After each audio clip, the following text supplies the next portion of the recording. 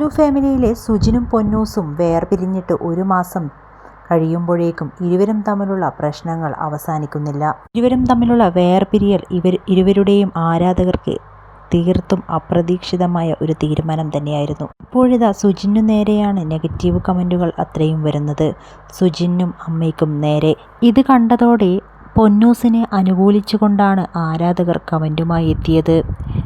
ആ അമ്മയ്ക്കെങ്കിലും മകനെ പറഞ്ഞു മനസ്സിലാക്കാമായിരുന്നു.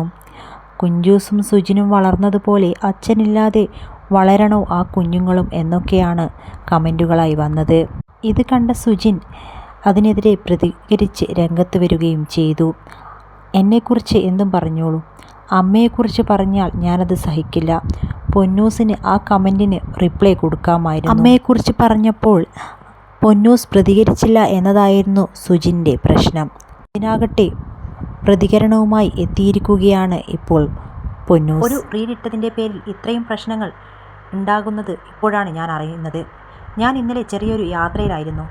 അതിനിടയിൽ ആണ് ഈ റീൽ ഞാൻ പോസ്റ്റാക്കിയത്. മഴയും കറണ്ട് കട്ടും കാരണം ഫോൺ ഓഫായിരുന്നു. അമ്മയെപ്പറ്റി ഒരുപാട് മോശം കമൻറ്റ് വന്നതും ഏട്ടൻ വീഡിയോ ഇട്ടതും എല്ലാം ഞാൻ ഇപ്പോൾ ഫോണിൽ ഓൺ ചെയ്തപ്പോഴാണ് കാണുന്നത്.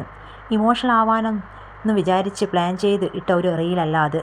വളരെ അൺഎക്സ്പെക്റ്റഡ് ആയിട്ട് മോൻ വന്ന് കെട്ടിപ്പിടിച്ചപ്പോൾ അറിയാതെ വന്നു പോയ സങ്കടമാണ്. അതിന് ആരെയും നെഗറ്റീവ് അടിക്കാൻ വിചാരിച്ചതല്ല. പിന്നെ എല്ലാവരോടും ഞാൻ റിക്വസ്റ്റ് ചെയ്യുന്നു, അമ്മയെ ആരും ഒന്നും പറയരുത്.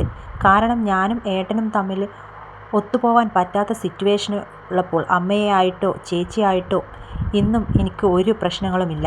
ഞാൻ ആ വീട്ടിൽ ചെന്നപ്പോൾ എങ്ങനെയായിരുന്നോ അതുപോലെ തന്നെയാണ് ഞാൻ അവിടെ പോന്നപ്പോഴും ഉണ്ടായിരുന്നത്.